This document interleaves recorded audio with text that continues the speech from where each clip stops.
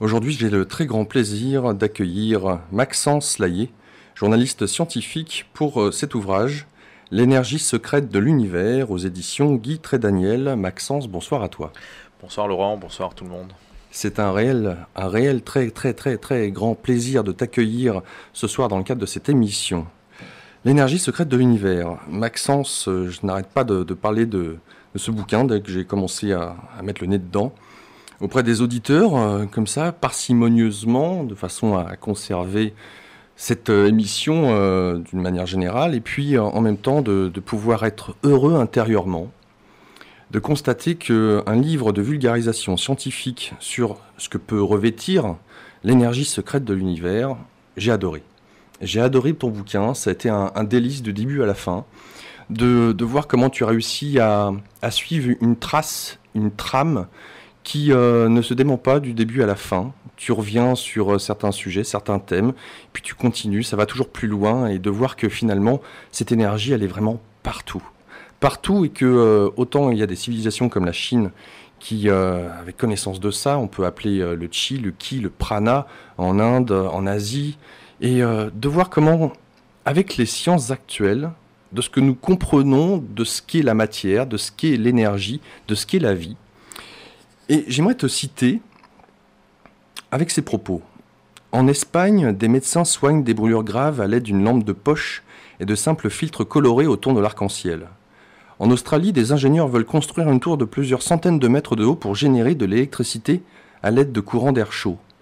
Un peu partout, des astronomes traquent sans relâche les ondes radio qui viennent de l'espace. En France, un agronome étudie le rendement des chênes truffiers en les plantant à la croisée de lignes cosmotelluriques. Aux États-Unis, des biologistes ont fait repousser la patte d'un rat. Comment ? En utilisant des champs électriques microdosés. Un physicien chinois a découvert dans les molécules d'eau le secret des méridiens d'acupuncture. Des astronautes ont constaté dans les océans la présence de tourbillons marins longs de plusieurs centaines de kilomètres. En 1995, des militaires français ont montré à la presse comment, à distance et sans fil, afficher à l'identique un texte écrit sur un autre ordinateur. Un appareil russe, une caméra numérique un peu spéciale, est capable de tirer le portrait de notre énergie vitale. Au-dessus de nos têtes, un petit satellite écoute les crépitements de l'atmosphère à la recherche des tremblements de terre de demain.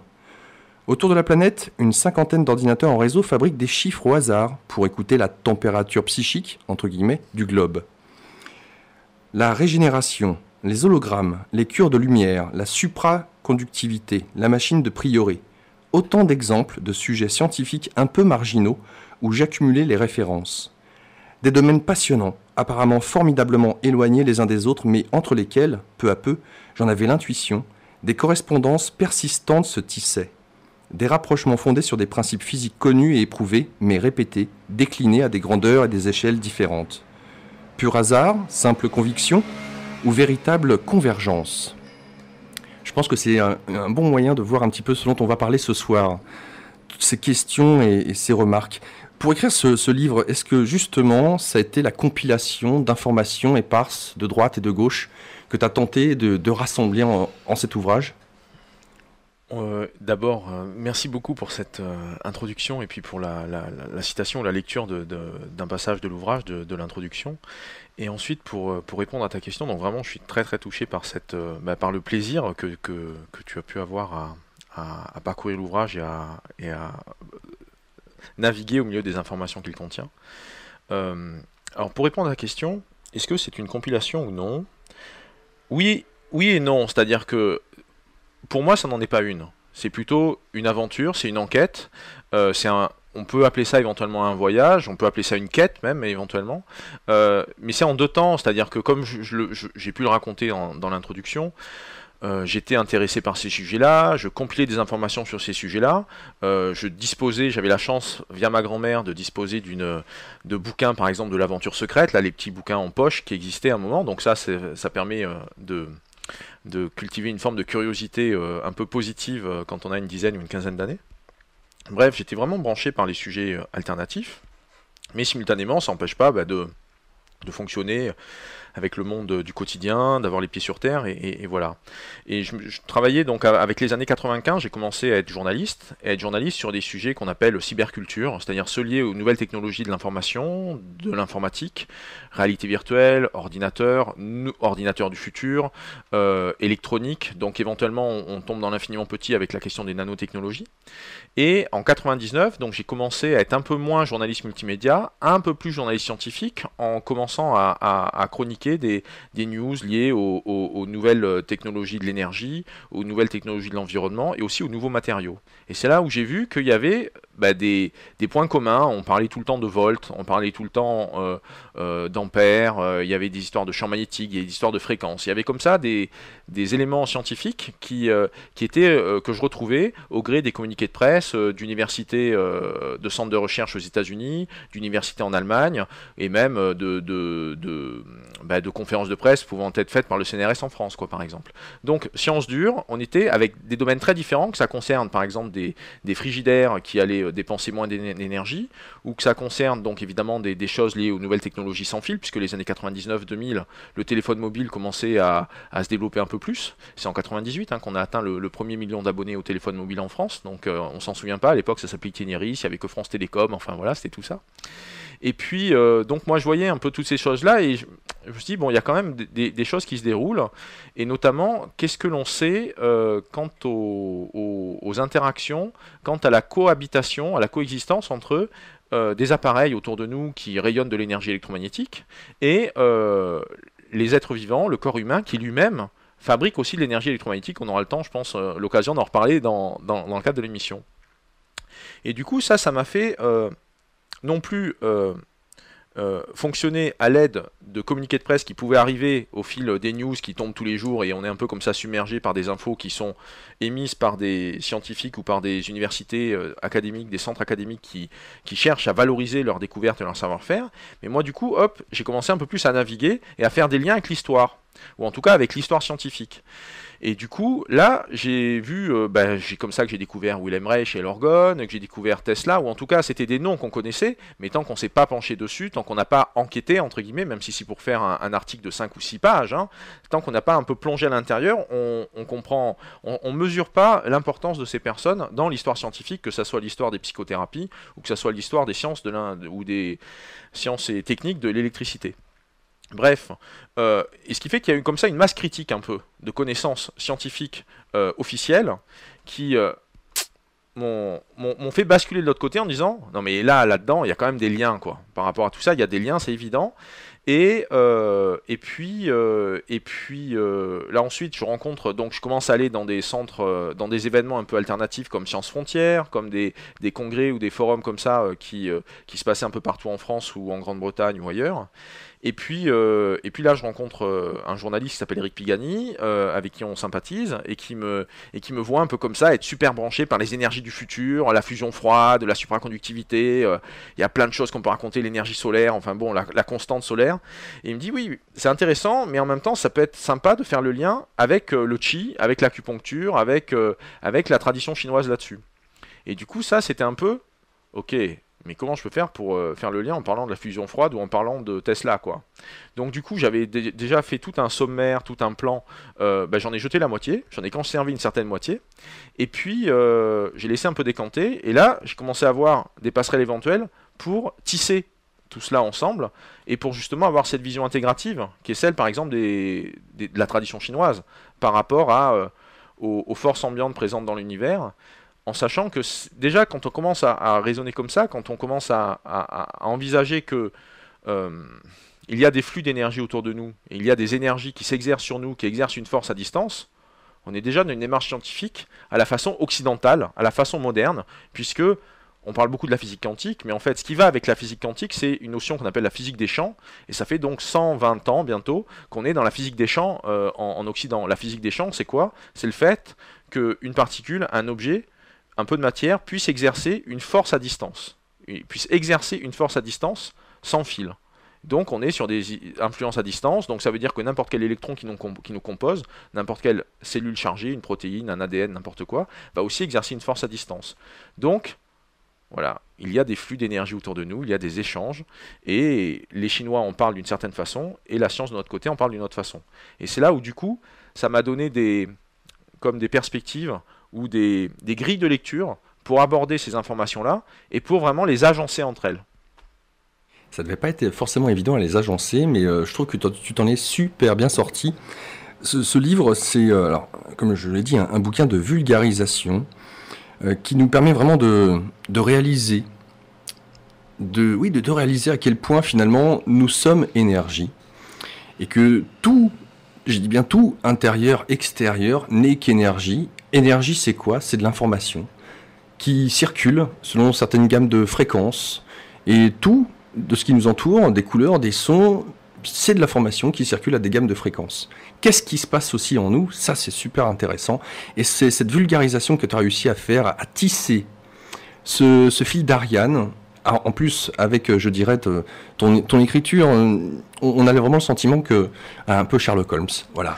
Et tu parles, je dirais, comme tu écris d'une manière générale, autant tu es très précis dans la manière de t'exprimer, oralement, verbalement, mais en même temps, on a vraiment tous les détails. C'est l'avantage d'écrire, de pouvoir transposer sur papier toutes ces sommes d'informations qui sont gigantesques. De ce que j'en ai retenu, là, présentement, c'est l'occasion de saisir. Voilà, si jamais demain, je devais expliquer à quelqu'un ce qu'est la médecine chinoise, de ce que peut être tout simplement l'être humain ou l'eau, l'univers et comment cela fonctionne. Voilà, ce bouquin pour moi est une référence. C'est l'un, ou je dis pas le meilleur, mais l'un peut-être des meilleurs que j'ai lu depuis très longtemps. Donc vraiment Maxence, c'est un très grand plaisir que de t'accueillir ce soir, de pouvoir parler de ça. C'est ce qui me manquait. Ce livre me manquait. Tu vois, je suis super content qu'il soit arrivé dans mes mains et que tu me l'aies passé. C'est génial.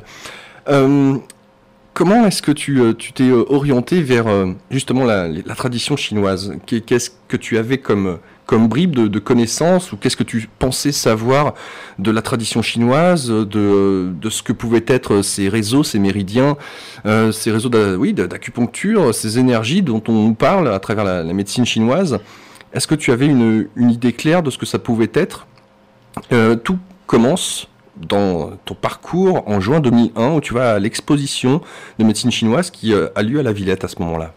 Effectivement, bah oui, il y avait cette exposition, je m'y rends, et donc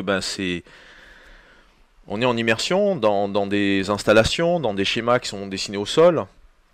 Il y a bien entendu un ouvrage, un catalogue d'expo avec tout un côté iconographique, avec des textes qui sont présents à l'intérieur, mais c'est surtout que je suis là un peu tout seul dans la foule et j'entends les conversations autour de moi. J'entends comment les personnes se posent des questions ou en tout cas s'interrogent, s'interpellent entre elles par rapport à ce qui est proposé, qui peut leur sembler compliqué si elles sont pas en train de lire les fiches, quoi. Et même si on les lit, on ne fait que les comprendre intellectuellement. C'est pas forcément pour ça qu'on assimile pleinement la vision du monde. On peut appeler ça la cosmogonie, ça peut avoir différents noms. La vision du monde qui la sous-tend derrière. Donc en fait, moi, je suis rentré dans la tradition chinoise de plusieurs façons, mais la principale, c'est simplement le fait que en septembre 2001, j'ai commencé à suivre des cours de shiatsu. C'est-à-dire donc à titre personnel, à faire du shiatsu. Donc qu'est-ce que c'est le shiatsu? C'est de l'acupuncture avec les doigts.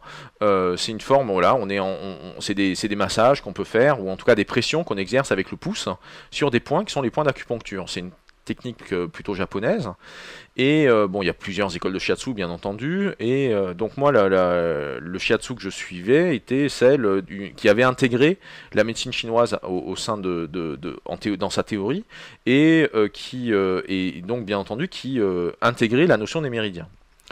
Et la façon dont on a pu apprendre le shiatsu, et là vraiment je me suis rendu compte après de la qualité du professeur qu'on avait, qui s'appelait Mario Duarte.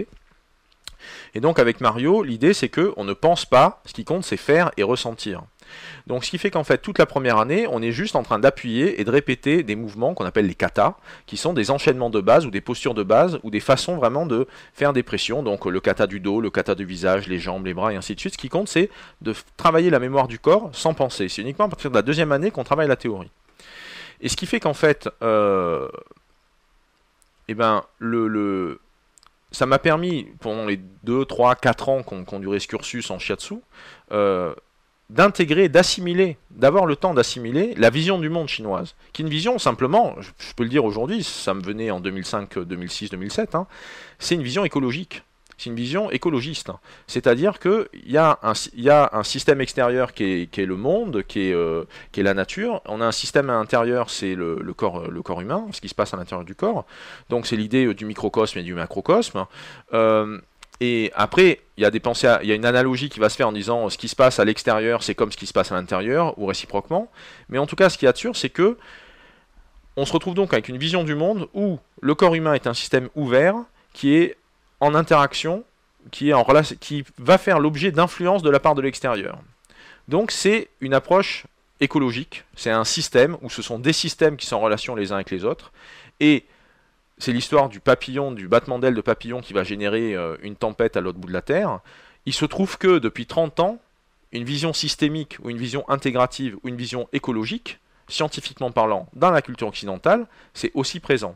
Donc d'un côté, on a une vision chinoise traditionnelle, ou en tout cas orientale, extrême orientale, parce que la vision taoïste est quand même très très très intéressante. Ils insistent, ils soulignent vraiment l'importance des flux de notre environnement, que ce soit les flux d'eau, les flux des éléments, quoi, l'air, l'eau, éventuellement les mouvements de la Terre. Ils avaient créé des sismographes avant tout le monde. Enfin bon, voilà, il y a vraiment, c'est un peuple d'ingénieurs quand même.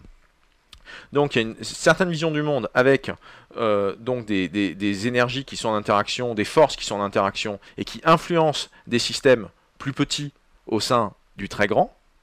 Et cette vision-là, récente, occidentale chez nous, eh ben, c'est la même qu'ont les Chinois depuis 3000 ans, quoi. Voire un peu plus, ça dépend le camp qu'on va adopter en tant qu'archéologue. Mais bref, ça fait plusieurs millénaires d'un côté, et nous, quelques centaines d'années d'une autre, voire quelques dizaines d'années, en termes vraiment de sciences beaucoup moins réductionnistes et beaucoup plus intégratives. Alors le chi ou ki, prana, si on parle avec le langage des Oui. Indiens. Il y a le gi aussi, ou le gi si on raisonne coréen, ouais. Alors le ki, ça peut aussi faire écho au yin et au yang, on va y venir. Juste avant, tu nous parles d'Einstein, parce que là, pour le coup, l'équation énergétique universelle, nous dis-tu, d'Einstein, donc E égale mc2. Est-ce que pour toi, cette équation est finalement revêt ce que peut représenter la pensée occidentale, comme tu viens de nous le dire, quelque part qu'on a découvert il y a quoi, une centaine d'années? Ben, en tout cas, elle est source d'un changement de paradigme. Ce qui est très intéressant dans cette équation d'Einstein, à mon sens, même si elle ne fait plus autant consensus aujourd'hui du côté des scientifiques, hein, on va estimer qu'il y a des éléments qui manquent dans la formule, etc., etc. Mais elle pose, basique, 3 choses incroyables. Si on se place devant et qu'on va dire on va méditer dessus, ou qu'on prend le temps comme ça de la voir devant soi, l'énergie égale la masse multipliée par la vitesse de la lumière. Waouh! C'est-à-dire que la masse, notre masse, conjuguée à la vitesse de la lumière, ou en tout cas, si on prend comme ça une donnée qui est celle de la lumière, d'un flux électromagnétique qui va être présent autour de nous, que ce soit une lumière artificielle, la lumière naturelle, la lumière du soleil, lumière, matière, ça donne de l'énergie. Donc après, si on s'amuse à convertir à changer les termes de l'équation, à les déplacer. L'énergie avec la lumière donne la matière. La matière divisée par la vitesse de la lumière est égale à de l'énergie divisée par de la matière. Enfin voilà, on se retrouve avec une sorte d'équivalent universel qui permet de retrouver soit une chose qui va être de l'énergie électromagnétique, et notamment cette énergie qui fait tellement, enfin cette forme d'énergie électromagnétique qui est la vitesse de la lumière, qui fait couler beaucoup d'encre depuis quelques mois, vu que y a des controverses par rapport au fait qu'elle n'est peut-être pas limitée à ces 300 000 km/s. Donc on a d'un côté cette espèce comme ça d'horizon scientifique qui est celui de la vitesse de la lumière. De l'autre côté, on a la matière solide et tangible, je vais taper sur le micro pour qu'on entende, la matière solide et tangible qui est celle qu'on connaît, quoi, et qui normalement qui est quand même à l'origine d'une vision matérialiste qui a dominé le monde, notamment occidental, depuis pas mal de temps. Et on a donc ce troisième terme qui est un peu la notion d'énergie qu'on va utiliser à tout bout de champ, qu'on peut utiliser un peu à tort, même si intuitivement on sent qu'on a raison dans l'usage qu'on en fait. et qui, donc du coup, si on prend son vrai vocable scientifique, donc voilà, c'est une force. Voilà. L'énergie, c'est une force, c'est quelque chose qui s'exerce. Voilà. Donc bon, on a quelque chose qui est là, donc on a une force en latence, condensée, vraiment concentrée à l'intérieur de quelque chose, ou plutôt concentrée sous la forme de quelque chose qui serait la matière. Et on a l'électromagnétisme qui ferait le lien entre les deux, ou qui en tout cas fait un travail de passeur. Après, peut-être c'est le photon. Après, ça connote avec l'histoire du photon messager éventuellement. Mais en tout cas, il y a cette lumière qui joue un rôle. Elle joue un rôle là-dedans, dans les deux pôles du système que seraient l'énergie et la matière. On a la lumière entre les deux. Donc là, déjà, on est sur un système ternaire en fait. Et le système ternaire, là, c'est vrai que bon, j'y pense pendant qu'on en parle, mais ça ouvre au yin et au yang, qui donne l'idée qu'on est sur un système binaire, mais en fait, c'est faux. Il y a une troisième voie qui existe, c'est le fait que ce yin et yang sont en transformation. Donc on a un mouvement, et le mouvement, c'est le troisième terme qui est au centre du yin et du yang. Oui, comme tu le dis, et comme tu le fais remarquer, et c'est vrai que c'est visible comme le nez au milieu de la figure, c'est que ces deux gouttes qui sont en mouvement. Dont une parcelle de blanc dans la goutte noire et une parcelle de noir dans la goutte blanc. Et même, c'est sur ce symbole-là, ce fameux symbole, c'est de façon encore plus imagée, c'est l'histoire des deux poissons. Ces deux poissons qui se courent après et qui essayent de manger la queue de l'autre. Et du coup, c'est vrai que se dire que ces deux poissons comme ça qui tournent en rond, waouh, le symbole n'est plus statique, il est dynamique, il est source d'une énergie, il est source en tout cas d'une puissance qu'on peut récupérer. Il tourne, il peut tourner en plus ou moins vite, plus ou moins lentement, mais il est tout sauf immobile. Oui, ça me fait penser à une marque de café qui, dans sa publicité, a mélangé le blanc et le noir.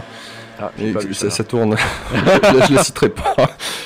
Ce soir avec nous, où j'ai le très grand plaisir d'accueillir Maxence Laillé pour ce livre « L'énergie secrète de l'univers » aux éditions Guy Trédaniel. Maxence, tu commences donc ce livre, non pas par l'aspect peut-être scientifique de prime abord, tu essaies de comprendre, à travers justement ce que tu découvres de la médecine traditionnelle chinoise, ce qu'est, ou ce que sont ces méridiens, mais au-delà des méridiens, déjà de saisir, de comprendre ce qu'est cette culture, comment elle pense, comment elle envisage l'extérieur et l'intérieur, qui est totalement opposé à notre conception du monde. Notamment avec le yin et le yang, on vient d'en parler, ce symbole qui se nomme en fait Taiji, qui veut dire versant ombragé, versant ensoleillé. Comme tu viens de le préciser, il y a cette notion de mouvement, et en même temps, comment définir ce qui est yin et ce qui est yang? Qu'est-ce qui caractérise ces deux principes? Alors, eh bien écoute, bonne question. C'est vrai que du coup, pour y répondre, je remontais à la signification première des termes, versant ensoleillé, versant ombragé, et donc à l'image qui est proposée, puisque la langue chinoise, son écrit en tout cas, et ce sont des idéogrammes, donc c'est des concepts qui sont dessinés, stylisés, et on est avec un dessin égale un mot, quoi. Donc ça, du coup, ça veut dire que déjà, il y a une sorte comme ça de raisonnement global. Et même quand on creuse un peu plus comment fonctionnent les idéogrammes chinois, un dessin égale un mot, mais en fait un dessin est une somme de dessins, de 2 ou 3 dessins différents. Donc on est avec cette logique que nous on pourrait appeler chez nous de mot valise. En tout cas un mot qui regroupe d'autres mots et un mot gigogne en quelque sorte. Et donc qu'est-ce que le yin, qu'est-ce que le yang? C'est un peu comme tu l'as dit, on casse l'unité initiale. On envisage qu'il y a deux polarités, ou en tout cas deux forces antagonistes, mais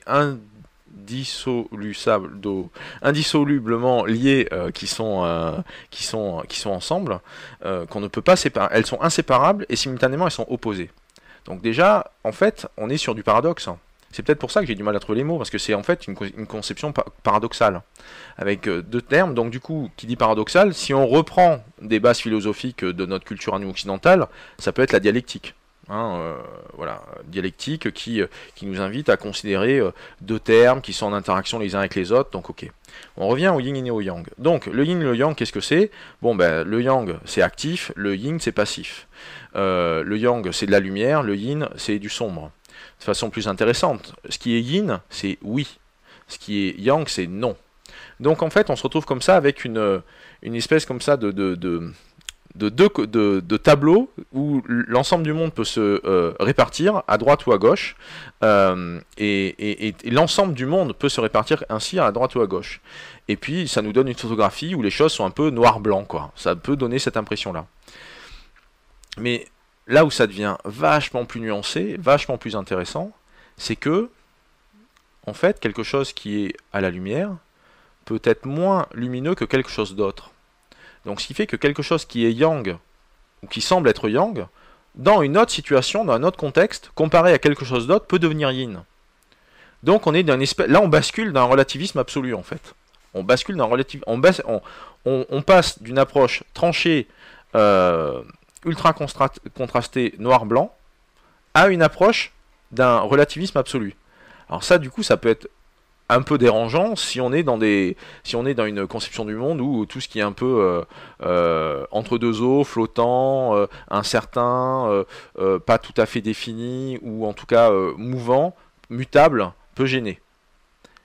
Mais c'est intéressant parce que si on regarde le monde, c'est comme ça que ça se passe. C'est-à-dire on a le jour à un moment, on a la nuit de l'autre, et simultanément on a un mouvement perpétuel entre les deux, avec des temps de transition où il va faire moins jour et il fera après plus nuit. Et donc ce qui fait que du coup, quand on commence à envisager les choses ainsi, si on raisonne observation naturaliste en quelque sorte, il va y avoir de la nuit dans la nuit, comme il peut y avoir de la lumière dans la nuit. Alors du coup, c'est vrai que ça ouvre des horizons infinis, par exemple en poésie. Donc d'où le fait que la tradition, les taoïstes en tout cas, étaient souvent des lettrés qui utilisaient de très très jolis mots, de très très jolis termes pour décrire le spectacle du monde. Parce que c'était, voilà, on va dire, il y a des blagues qui tournent là-dessus sur les maîtres taoïstes. C'est pendant la journée, on est assis en train de contempler une cascade en étant assis en tailleur, et le soir venu, on fait la fête avec les potes, quoi. Voilà, il y a vraiment ces deux approches. Les taoïstes n'étaient pas coupés du monde, ils étaient plutôt dans une écoute du monde et dans un partage du monde. Voilà. Il y a cette constatation donc de voir qu'un élément peut être vis-à-vis d'un autre yin, mais vis-à-vis d'un autre yang, en fonction de si on va du macrocosme au microcosme. Eh bien, on a les deux polarités en un, et en même temps, ça fait de cette conception en apparente contradictoire et de cette girouette. Et quand je dis girouette, oui, cette notion de mouvement à travers le symbole du yin et du yang, dans cette spirale que l'on retrouvera finalement tout au long du livre, qui est sous-jacente, qui est là, présente, qui crée le mouvement, donc l'énergie, la force de l'information fait qu'elle circule entre ce yin et ce yang constamment, et que une fois yin peut devenir yang vis-à-vis d'autre chose. Et en même temps, tu parles du Tao, le chemin, c'est ce que cela veut dire, et j'aime beaucoup dans la manière dont Lao Tzu pouvait concevoir le Tao avec ce simple mot en apparence totalement contradictoire, le non-agir, qui caractérise tout à fait ce que tu viens de nous expliquer. Comment peut-on être dans l'action sans être en mouvement ? Mais peut-être aussi que le fait de ne pas être en mouvement fait participer à l'action de l'ensemble. Et même on peut même envisager que le non-agir, ça peut être un axiome de méthodologie scientifique. Parce que essayer de ne pas perturber un système pour l'observer, essayer de ne pas d'être conscient des paramètres qui interagissent sur une expérience, afin d'éviter que que des paramètres que l'on n'aurait pas perçus ou que l'on n'a pas envisagé soient source d'une perturbation. Voilà, là on est sur une proposition en tout cas de démarche scientifique avec le non-agir, où on fait une expérience, mais laissons faire les choses sans intervenir dans le cours de celle-ci. Tu nous parles des Fulu, qui est justement une calligraphie. Alors je ne sais plus si elle est chinoise ou chinois, ouais. Chinois. Ouais, c'est très intéressant le Fulu. C'est très très intéressant. Alors, vas-y, nous t'écoutons. Ouais, le Fulu, c'est vraiment une découverte que j'ai faite dans le cadre de ma plongée dans la vision traditionnelle chinoise. Parce que donc oui, c'est vrai que pour en revenir à ce que tu pouvais dire au début, le premier chapitre ou la première partie, c'est quoi cette conception du monde? Comment elle marche? Comment elle voit le monde? Et ça permet comme ça d'essayer si on fait un zoom arrière, puisque le bouquin est un peu conçu comme ça, comme un zoom arrière, où il y a l'énergie vue par les Chinois, et puis il y a l'énergie du corps, et puis après il y a l'énergie de la pensée, et puis l'énergie des objets, et puis l'énergie de l'environnement, qu'on fait un zoom comme ça arrière. Donc là, la base, c'est que déjà, bon, si on veut prendre la grille de lecture chinoise traditionnelle, taoïste, comme élément pour décrypter les phénomènes du monde, soyons vraiment dans la phénoménologie, quoi, dans les phénomènes du monde, bon, c'était quoi leurs axiomes? C'était quoi leurs règles de base ou leurs principes philosophiques? Donc c'est ça qui est un peu décrypté dans cette partie. Alors du coup, c'est vrai que on sait que l'art de la calligraphie, c'est un truc présent dans la tradition chinoise. Mais si on est raccord, si on va au bout de la pensée chinoise ou de cette conception-là taoïste, le fait que tout est énergie, ou que tout est mouvement. Donc le fait de faire des mouvements avec le bras en faisant de la calligraphie, on manipule de l'énergie, on trace des formes d'énergie. Et il se trouve que cette conception-là, elle est présente dans la tradition chinoise à travers l'art des foulous. Les foulous, qu'est-ce que c'est? Ça va être de la calligraphie magique. Ce sont comme dans la civilisation occidentale, on a pu avoir une époque où on faisait des talismans, où on fait des dessins magiques, les sigils, les sceaux par exemple. Bon, ben là, le foulou c'est la même chose, c'est l'art de la calligraphie, mais en mettant de l'intention en plus, en mettant investir exactement, en étant investi comme si c'était un acte magique, et du coup, avec le mouvement qu'on peut faire, ou avec le motif que l'on trace, on injecte dans le motif une énergie qui sera du coup une rémanence, une information de cette intention initiale. Et donc du coup le foulou, ça va permettre de faire, j'évoque quelques exemples dedans, donc du coup ça va être, si on dessine un paysage avec une rivière et une montagne, ça permettra que ce paysage soit un véhicule de cette énergie rivière ou montagne, donc une énergie eau ou une énergie terre, ou éventuellement une énergie céleste en fonction de comment est la montagne et comment est le ciel et les nuages avec la montagne. Et en la plaçant sur un certain mur, dans une maison ou dans une pièce où l'on sait que ça va manquer d'énergie eau ou alors que ça va manquer d'énergie ciel, ça permet de l'apporter cette énergie. Voilà. Donc c'est étonnant, c'est incroyable, mais c'est tellement cohérent. Cela va nous amener au Feng Shui, on aura l'occasion aussi de pouvoir en reparler. Et j'avais découvert les foulous, mais je ne savais pas que ça s'appelait comme ça, à travers les films chinois, parce que j'adore ça. Exactement. Où on les voit balancer ces fameux foulous à tire-larigot, et ces derniers donc ont un impact magique sur l'ennemi ou la chose ou le démon qu'ils affrontent. Donc la possibilité d'incruster, de matérialiser cette énergie environnante, de pouvoir la cristalliser à travers le bras de celui qui va poser une intention. On la transmet à un support. Voilà. Alors, bien entendu, ça c'est une découverte pour ta part de voir que la conception de l'art chinois, de la calligraphie surtout, est bien peut-être un transmetteur, et on en vient aussi, bien entendu, puisque tu parlais du shiatsu, à parler de l'acupuncture. T'avais jamais eu l'occasion de faire des séances d'acupuncture jusque-là? Jamais. Jamais. Du coup, méthodologiquement, je me suis dit, bon, comment je peux pas parler de l'acupuncture sans avoir fait de séance, quoi. Donc du coup, je suis allé faire ma séance d'acupuncture. Donc à la fois en tant que patient intrigué, ou en tout cas, enfin voilà, c'est me faire piquer. En plus, moi, j'aime pas du tout les piqûres, donc c'était un truc. C'est pas une question qu'il fallait que j'y aille, c'est juste que bon, après, si je pouvais éviter, j'évitais, quoi. Et donc, mais en même temps, parler de l'acupuncture sans avoir l'expérience dans mon corps et dans mon être de ce qu'est l'acupuncture, c'était pas possible. Donc go, quoi. Voilà. Donc du coup, bon, il y a aussi quelque chose que j'avais préféré, enfin que j'avais adopté comme principe de conduite pour mon travail, c'est que les personnes qui allaient me causer tradition chinoise étaient des personnes de culture chinoise de naissance, et pas des occidentaux qui avaient appris les arts chinois ou les arts énergétiques chinois. Parce que y a des questions on va dire, moi, de mon point de vue en tout cas, de culture initiale, de bain commun au début, quoi. Et donc ça, c'était déjà une base. Donc moi, je n'allais voir que des gens, même si c'était des Chinois qui s'étaient acculturés à l'Occident ou qui avaient appris à parler français, mais c'était des Chinois de naissance ou des gens de culture chinoise de naissance qui, du coup, voilà, dans leur culture initiale, c'était intégré, et après il y avait des couches périphériques qui s'étaient rajoutées, qui étaient la culture occidentale. Mais voilà, je voulais d'abord ce contact-là. Ce noyau. Voilà. Comment tu as choisi, ou comment tu l'as trouvé, cet acupuncteur? Bouche à oreille. C'est-à-dire, voilà, j'ai lancé les sondes dans l'univers, et puis, hop, elles me sont revenues en me disant, celui-là, il est intéressant, il est arrivé en France dans les années 80, il est maître en Qigong, il fait de l'acupuncture, il est vraiment chinois, et il a en plus, dans sa bibliothèque, chez lui, plein de... En fait, c'était un médecin chinois érudit. Donc du coup, c'était la bonne personne pour pouvoir discuter de ça avec lui, et surtout que il avait l'esprit très scientifique aussi. Parce que voilà, fondamentalement, avoir l'esprit scientifique, c'est une démarche de questionnement du monde. Et du coup, lui, il a l'esprit scientifique, il a fait des études supérieures de sciences, tant en France qu'en Chine, et puis voilà, donc ce qui fait que je suis arrivé chez lui, j'étais accueilli, et j'ai vu qu'est-ce que c'était quand on s'allonge sur la table, et qu'on est là avec les mains et les pieds, et que ça pique, et que c'est marrant, tiens, là ça fait pas mal. Ah oui, non mais là ça fait un peu mal quand même. Mais ça continue à faire mal là, c'est normal. Bon, ok.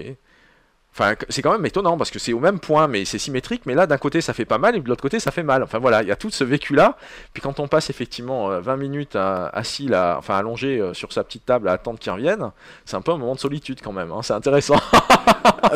Alors justement, comment aborde le médecin chinois, l'acupuncteur, le patient? De prime abord, tu le mentionnes, on ne s'allonge pas directement sur la table. Il y a des questions. Voilà. Alors, l'entretien est super important. Pourquoi? Alors, l'entretien, il y a des questions de base qui concernent l'alimentation, le sommeil, la vie sexuelle, le confort psychologique, qu'est-ce que vous faites dans la vie, comment vous vous sentez, pourquoi vous venez me voir. Enfin voilà, il y a toutes ces questions-là. Qu'on peut appeler l'anamnèse si on veut utiliser le terme un peu compliqué ou littéraire. Donc il y a ces questions que pose le médecin chinois, parce qu'en fait, il est en mode Sherlock Holmes, comme on le disait tout à l'heure. Le fait que vous alliez le voir parce que vous avez de la sueur, de la fièvre, ou que vous soyez un peu rouge à certains endroits du corps, ok, il l'entend, il reçoit l'information, mais c'est pas ça qui compte, parce que lui, il considère que ça, ce sont des symptômes qui... ce n'est que l'affichage d'un trouble plus profond, dissimulé et caché. Donc même si vous allez le voir parce que vous avez de l'eczéma n'est que la manifestation d'un déséquilibre. Une conséquence. Voilà, c'est la conséquence d'un déséquilibre, et ça n'est pas le but à résoudre. Ce qui compte, c'est de comprendre l'origine de cet eczéma, la cause de cet eczéma, et du coup, là par contre, de le rééquilibrer et de toucher à ça derrière. Et donc les questions visent ça. Et en même temps, en fait, qu'il pose des questions et qu'on discute, il en profite pour écouter, enfin pour entendre le son de la voix, l'élocution, le souffle, il observe les yeux, enfin il y a tout un... Il y a 4-5 comme ça composantes de cet entretien initial qui conjugue donc dialogue, observation, éventuellement odorat, toucher éventuel, si on sent si la peau elle est fraîche ou elle est chaude. On en profite pour prendre les poux chinois bien sûr, puisque les poux chinois c'est toute une matrice avec en 9 cases quasiment, où il y a 3 cases à la surface, 3 cases au milieu, 3 cases en profondeur. Donc il utilise 3 doigts qui sont placés sur l'intérieur du poignet, et on joue du piano avec les doigts. On exerce des pressions différentes. Exactement. Ouais. Pression différentielle de la part du praticien en médecine chinoise pour capter le pouls. Donc c'est un truc, on est en termes de combinatoire, sur des complexités qui sont vraiment impressionnantes et qui vont au-delà de ce que on a pu avoir l'impression de connaître en Occident, quoi. La maladie pour le médecin chinois, qu'est-ce que c'est? Premièrement, c'est un déséquilibre. C'est la manifestation d'un déséquilibre. Donc est-ce qu'on s'occupe de soigner la manifestation, ou est-ce qu'on s'occupe de soigner le déséquilibre, hein? Donc voilà, c'est d'abord ça, c'est la manifestation d'un déséquilibre, et deuxièmement, à 90%, c'est un problème d'émotion. L'émotion. C'est un problème d'émotion, oui. Comment est considéré le médecin en Chine par rapport l'approche qu'on devrait avoir en étant en Chine, en allant voir un médecin chinois, à l'inverse de la manière dont on va voir un médecin occidental? C'est la fameuse... bon, c'est vrai que dans toutes les formations de médecine chinoise qui peuvent avoir lieu en France, ou de Qigong, ou même éventuellement de Shiatsu, on est au courant de cette anecdote. C'est le fait que, oui, tiens, les médecins chinois, en Chine, si tu es malade, ils te soignent gratuitement. Par contre, si tu vas le voir en étant en bonne santé, c'est là où tu le payes. Voilà. Donc ce qui fait qu'en fait, c'est une espèce de démarche complètement inverse à l'Occident, où l'Occident, on va pas voir le médecin, quoi qu'on a la notion de médecine préventive qui se développe depuis quelques années. On va le voir quand on est malade et on paye. Donc, ce qui fait que quelque part, si on prend un peu de recul par rapport à ça et qu'on observe le système, en fait, le médecin, il a intérêt à conserver des gens malades. Parce que du coup, ça lui fait des clients. Ok. Alors que l'approche chinoise, qui est donc paradoxale par rapport à une vision par chez nous, le médecin va soigner gratuitement si la personne est malade. En revanche, la personne paye le médecin en étant soigné, en étant en bonne santé. C'est-à-dire en désamorçant les déséquilibres avant que ceux-ci soient source de manifestations. Donc, ce qui fait qu'il y a il y a une vraie prévention à fond. Et donc, ce qui fait qu'un bon médecin, c'est quelqu'un qui n'a personne de malade. Bah oui.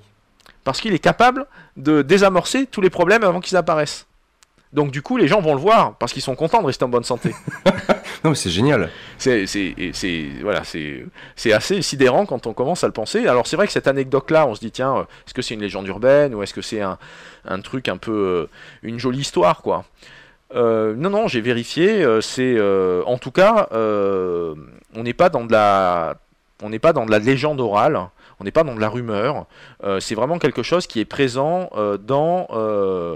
moi, par rapport aux ouvrages de médecine chinoise ou de formation à la médecine chinoise que j'ai pu parcourir, compulser sur cet aspect-là, jusqu'aux années 50 à peu près, en tout cas. Donc voilà, dans des bouquins des années 50 ou écrits dans les années 60 en France, cette vision est relatée. Donc c'est quelque chose qui est présent. J'ai pas pu forcément mettre la main sur une thèse en anthropologie qui permettait de vérifier ça, mais ça tient la route, quoi. Voilà.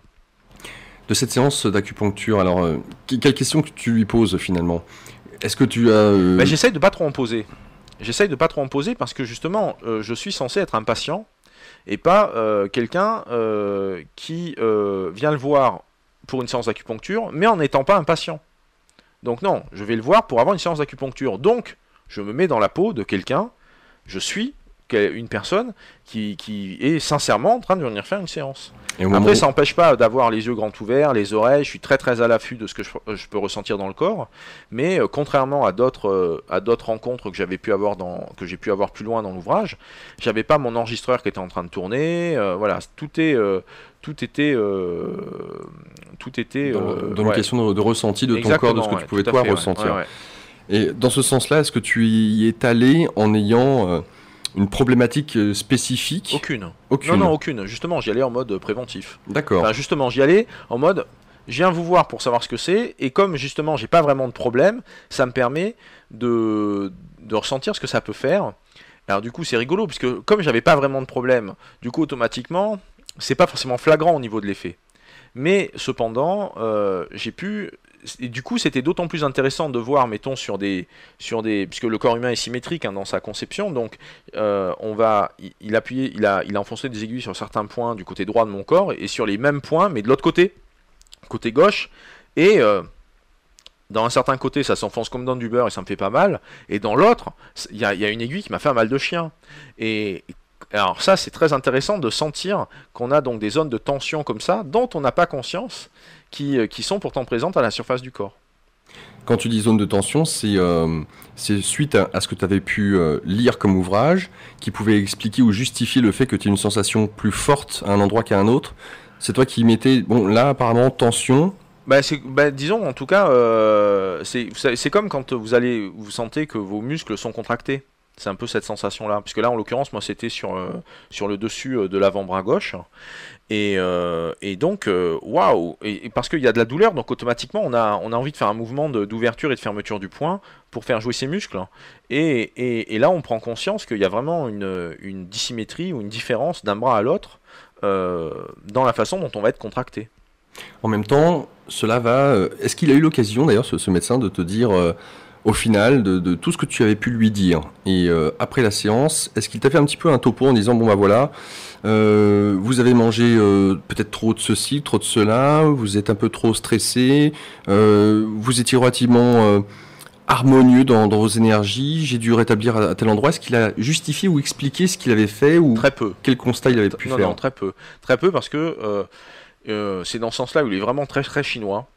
C'est-à-dire qu'il passe pas son temps à expliquer ou à justifier ce qu'il a fait, il a fait le truc, et après moi donc sur la fin je vais quand même demander, bon alors, et comment ça se fait que j'ai eu mal à tel endroit, ou en tout cas, pourquoi c'est ces points-là que vous avez appuyés, puisqu'on a 800 points sur le corps, hein, grosso modo, 780 points, bon, ça dépend un peu les nomenclatures, mais il y a 800 points, entre guillemets, officiellement référencés sur les méridiens d'acupuncture, enfin, par rapport à l'approche de l'acupuncture sur le corps, 800 points.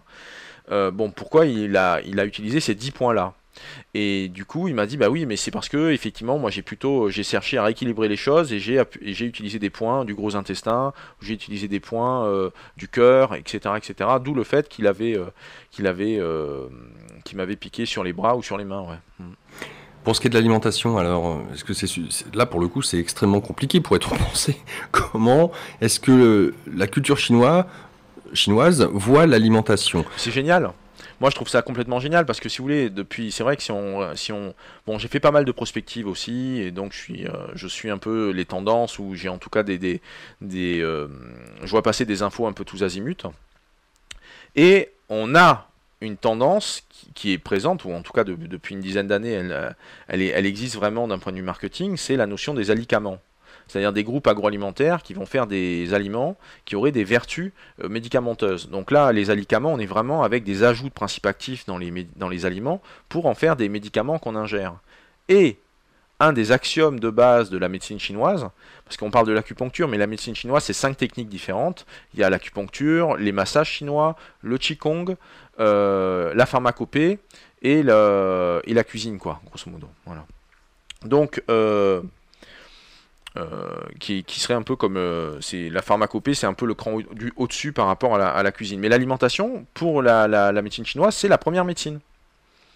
Et mine de rien, c'est ce à quoi on est en train d'arriver aujourd'hui. Là, les dernières études qui sont parues encore il y a 6 mois ou 3 mois, c'est que en fonction de ce qu'on ingère, ça va modifier notre patrimoine génétique. Ça peut aller jusque-là.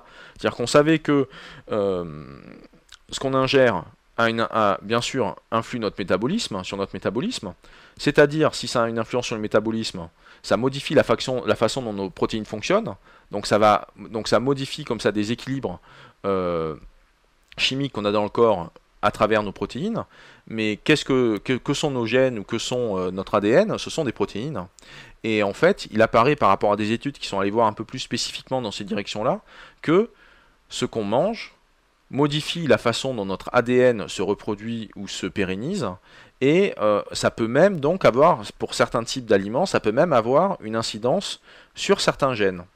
Donc là, tout ça vient évidemment apporter de l'eau au moulin par rapport à la précaution concernant les OGM, hein, bien entendu. Ça c'est net.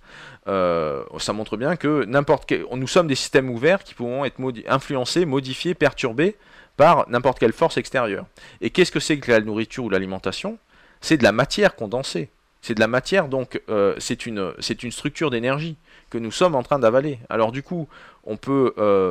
alors c'est vrai que cette vision-là, où là on est en train de le réaliser, là entre nous, en parlant ensemble ou avec les auditeurs qui nous écoutent, hein, mais eux, ça fait 3000 ans, 4000 ans, 5000 ans qu'il y a cette conception qui est là, et ça veut dire que tout est classifié de la même façon. Le poulet, c'est une certaine forme d'énergie yang, le bœuf, c'est une certaine forme d'énergie yin, mais en même temps, c'est une forme yang, puisque c'est un animal comparé à une plante, mais une plante qui pousse sous terre, c'est yin par rapport à une plante ou la salade qui pousse en surface, à l'air, au soleil, et du coup, des fruits sont plus yang qu'une salade qui aura du sol. Plus on est proche du sol, plus c'est yin. Enfin voilà, blam blam blam. Tout est interprété ainsi, et ça permet de s'amuser à faire le petit chimiste chez soi ou le petit pharmacien chez soi, simplement en s'amusant à faire revenir à la poêle avec de l'huile son alimentation. Parce que si on fait cuire à la vapeur ou bouilli dans de l'eau, c'est pas la même énergie qu'on va mettre dans un même aliment que si on le fait revenir à la poêle en le faisant sauter avec de l'huile. Alors chaud ou froid? Ah, peut-être plus yang, hein, si on le fait revenir comme ça à l'huile avec un mouvement. Alors, il me semble que, alors autant les Japonais, à travers les sushis, auraient tendance, je suis jamais allé au Japon, à manger froid, autant les Chinois, eux, font revenir leurs légumes en les hachant vraiment très, très menus. Dans cette conception-là, est-ce qu'il y a une distinction très importante entre le chaud et le froid? Est-ce que, oui, pour le coup, c'est peut-être crucial en dehors de ce que peut représenter le légume ou le fruit d'un point de vue yin ou yang? Alors, c'est vrai que là, moi, ce que j'ai plus regardé, c'était c'est pour ça que j'appelle cette partie-là manger yin, manger yang. J'ai vraiment plus regardé la façon dont la grille yin-yang s'applique à un domaine qui est celui de l'alimentation, quoi. Et du coup, dans ce domaine plus vaste, qui est celui de la santé ou de la médecine chinoise traditionnelle. J'ai pas comparé ou regardé les différences ou les nuances entre l'approche, la façon de cuisiner japonaise ou chinoise. Par contre, ce que tu évoques et qui est intéressant, c'est le fait que ça soit coupé en tout petit. Alors après, pour te répondre vraiment, chaud-froid, y a-t-il une différence? Oui, bien sûr. Et oui, bien sûr, parce que le froid, c'est un mouvement plus de condensation, c'est-à-dire qu'on est avec des flèches qui vont de l'extérieur vers le centre, ça resserre, ça contracte, on est vraiment comme hop, de l'eau qui se fige et qui devient un cristal de glace et qui se contracte comme ça. Et le chaud qui lui plutôt est un mouvement d'expansion avec donc un dégagement de chaleur, avec c'est le soleil qui rayonne, c'est la vapeur qui s'échappe, voilà, ça part du centre vers l'extérieur. Parce que de surcroît, l'apport de ces aliments que nous allons ingérer va avoir une incidence directe sur tout le métabolisme, mais là aussi, vu avec cette approche yin-yang, à savoir que chaque organe, là aussi, est référencé, ordonné. Alors il y a des organes qui sont plus importants que d'autres, bien entendu, et chacun aura une énergie plutôt yin, plutôt yang, et en fonction de l'apport de ces aliments, aura une incidence parfois très forte. Tout à fait, oui. Une des clés de lecture, par exemple, qui est utilisée, comme tu le dis, hein, c'est vraiment un système très très complexe si on a envie de creuser et de plonger à l'intérieur. Mais déjà, simplement, il y a une distinction fondamentale qui peut être utilisée, c'est celle qu'on a des organes creux et des organes pleins. Le cœur, c'est un organe plein, l'estomac, c'est un organe creux. Le foie, c'est un organe plein, la vessie, c'est un organe creux. Voilà. Donc du coup, c'est les notions d'organes et de viscères, par exemple, hein, dans la conception chinoise. Un autre truc au niveau des organes qui est très très surprenant, surtout pour nous occidentaux, c'est juste incroyable de voir les choses ainsi, c'est que le cerveau, dans la tradition chinoise, dans la conception chinoise traditionnelle, n'est pas un organe. Le cerveau n'est pas un organe, c'est-à-dire qu'il n'est pas référencé en tant que tel. C'est un centre de traitement des informations, c'est un centre de traitement des données, c'est plus une instance de coordination, c'est un carrefour où des choses se passent, mais ça n'est pas un organe à part entière. Très intéressant. Comment est-ce que, à travers ces différents millénaires, ces médecins chinois ont-ils pu définir où se trouvaient les méridiens? Ah, mais là, il y a plusieurs approches. Une approche anthropologique ou une approche un peu empirique voudrait que ça a été découvert progressivement via des gestes instinctifs où on appuie sur certains points par rapport à des douleurs et tout ça est codifié ou tout ça est transmis oralement puis après codifié en faisant des gravures sur des coquilles de tortue ou sur des pierres et ainsi de suite. Mais la question, le contre-argument de cette approche-là, c'est le fait de se dire comment se fait-il que, pour un mot de tête, on ait pensé à appuyer sur des points qui se trouvent sur la cheville. Voilà. Donc comment se fait-il que? Et alors il y a une autre vision, il y a une autre approche qui, à mon avis, est digne d'être envisagée. C'est le fait que, en méditant, en étant dans des états modifiés de conscience et donc dans des profondes méditations, ils aient pu sentir les flux d'énergie circuler sur le corps, donc du coup identifier les trajets des méridiens, c'est vraiment ressentir la circulation d'énergie dans l'organisme. Du coup, via ce ressenti, ça donne la cartographie des méridiens, et via cette cartographie des méridiens, en fonction de l'état de méditation profonde dans lequel ils pouvaient être, peut-être qu'ils ont pu voir des points d'acupuncture qui allaient avec. Peut-être aussi à l'image de toi quand tu as appris le shiatsu, et de ton enseignant qui t'a appris de la première année à ressentir. Tout à fait. Et ouais. il est vrai que dès le moment où on aiguise notre sensibilité au contact, à l'effleurement peut-être, de la peau d'un corps humain, eh bien on peut percevoir certaines fluctuations entre le chaud, le froid, le picotement, et définir qu'il y a peut-être des points le long de ces méridiens, de ces lignes, qui sont peut-être plus intenses que d'autres. C'est possible, tout à fait. Ouais. Mais en tout cas, voilà, ça c'est une autre... Donc voilà, il y a deux visions, il y a une vision yang, une vision yin. Une vision yang plus active, plus corporelle, où les points ont été un peu trouvés par tâtonnement, on pourrait dire. et une vision plus in, plus intérieure, où la cartographie des points, et notamment donc au premier chef celle des méridiens, est le résultat d'une information qui monte parce qu'on est en train d'écouter ce qui se passe dans le corps. Et je pense que les deux approches sont à envisager et à accepter en tant que telles, l'une à côté de l'autre. En même temps, ils sont tellement forts qu'ils ont pu discerner le fait qu'il y a aussi des méridiens chez les animaux. Oui. Et tu en montres notamment l'image d'un cheval, si ma mémoire est bonne. Oui, c'est bien ça. Ouais. Hein bah oui, puisque comme dans le shiatsu, il y a le shiatsu équin qui existe. Donc c'est quand même l'illustration que... parce que donc s'il y a des méridiens sur l'être humain, ce qui serait cohérent, c'est qu'il y ait des méridiens sur tous les êtres vivants. Donc du coup, si c'est le cas, il serait étonnant que la tradition chinoise n'ait pas ce type de savoir avec elle, ou qu'il n'y ait pas des ouvrages ou des cartographies, des diagrammes de l'époque qui nous montrent ça. Et bingo, si on commence à poser la question ainsi, boum, on a des infos qui remontent. Donc là, par exemple, le shiatsu équin qui fonctionne avec des planches de cartographie de méridiens à l'échelle du corps. Donc c'est la même chose sur les chiens, c'est la même chose sur les poules, c'est la même chose sur les cochons, etc., etc. Et même si on va jusqu'au bout de la démarche, et j'en avais profité pour poser la question à un maître chinois que j'avais rencontré, les arbres aussi. Les arbres aussi. Très probablement, les boutures, les points de bouture, les zones comme ça où on va faire des incisions, où on va faire que ça va réussir ou ne pas réussir, ouais. Voilà, eh bien ça correspond à des méridiens, ou en tout cas ça correspond à des points d'acupuncture. Il y a une très jolie image qu'on m'avait donnée à ce propos, c'est que faut imaginer un arbre comme une grille d'étoiles qui brille. Et en fait, donc ça c'est au moment où les feuilles apparaissent, où ça bourgeonne, où il y a plein de choses comme ça. Et en revanche, quand il est en train de mourir, ou en tout cas quand il bascule en hiver, petit à petit, ces étoiles, ces points d'entrée qui rayonnent de la lumière, ça, du coup, ça fait la passerelle avec les biophotons, on va peut-être en parler après. Donc les biophotons, c'est les particules lumineuses qui sont émises par les systèmes vivants.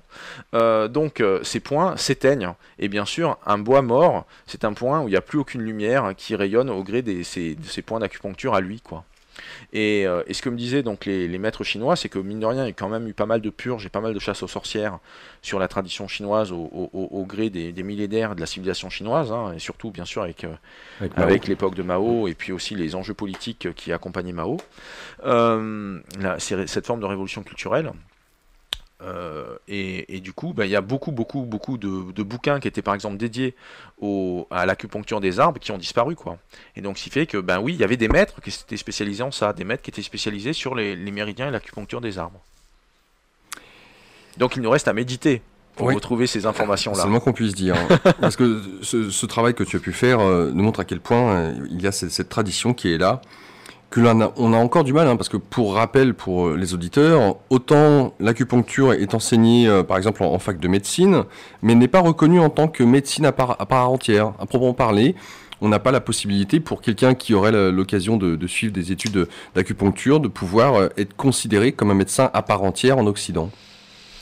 Oui, ça c'est des enjeux de pouvoir, et c'est des questions institutionnelles en fait, hein, où on a du mal où il y a des façons de faire qui sont considérées comme valables et légitimes, et puis d'autres approches, parce qu'elles peut-être elles remettent en cause certains pouvoirs historiques, certains pouvoirs temporels, et du coup elles sont pas forcément acceptées, mais est-ce qu'on a besoin d'une médaille ou d'un badge pour que les choses soient faisables ou acceptables? C'est la question. Est-ce qu'on cherche une reconnaissance, ou est-ce que ce qui compte, c'est les résultats? Et c'est parce que les résultats sont là, peut-être, que ces médecines continuent à être là et continuent surtout à se diffuser ou à être pratiquées. C'est parce qu'il y a bien un moment, les résultats sont là. Juste pour mémoire, cette situation est d'autant plus incroyable, on pourrait dire, ou en tout cas surprenante, c'est que, bon, je l'évoque, hein, depuis la fin des années 50, en fait, hein, les points d'acupuncture sont prouvés scientifiquement, ont été cartographiés scientifiquement, et ça a été fait en France par un médecin marseillais qui s'appelle le docteur Niboyer, et qui a fait donc un boulot de thèse là-dessus. Il a pris des mesures, il a mesuré la résistance électrique des points d'acupuncture à la surface du corps, et il a fait une approche différentielle, c'est-à-dire qu'il prenait des mesures à un des points du corps où ça ne correspondait à rien, il prenait prenait des mesures entre deux points d'acupuncture situés sur un même méridien, il prenait des mesures entre deux points d'acupuncture situés sur des méridiens différents. Et la résistance électrique était plus faible quand les points d'acupuncture, bon déjà les points d'acupuncture en eux-mêmes, la résistance électrique est plus faible que les points alentours, ceux qui ne sont liés à rien. Et en plus, quand ce sont deux points d'acupuncture qui sont sur le même méridien, et bien là encore on est sur une circulation électrique, une résistance électrique qui est plus faible. Et ça fait l'objet d'une thèse publiée fin des années 50, en 63, aux presses universitaires de Grenoble. Voilà, bon, tout est référencé, tout est sourcé dans l'ouvrage. Hein. C'est effectivement le choix que j'avais fait, c'était vraiment à chacun d'aller creuser et d'explorer les données qui lui parlent. Oui, il y a différentes pistes avec le docteur Niboyer et son ponctomètre. D'ailleurs, puisqu'on parle du côté scientifique, sous l'œil des scientifiques, un rappel pour ce qui est des États-Unis. En novembre 1997, c'est au NIH, l'Institut national de la santé américaine, où il y a des études qui sont faites de l'acupuncture. En France aussi, en 1985. Et je vais lire, en tout cas, j'ai noté que c'était très important. On est quelle page, là, dis-moi ? 56. Ok. Ah bah oui, avec notamment les différents traceurs, les radioisotopes.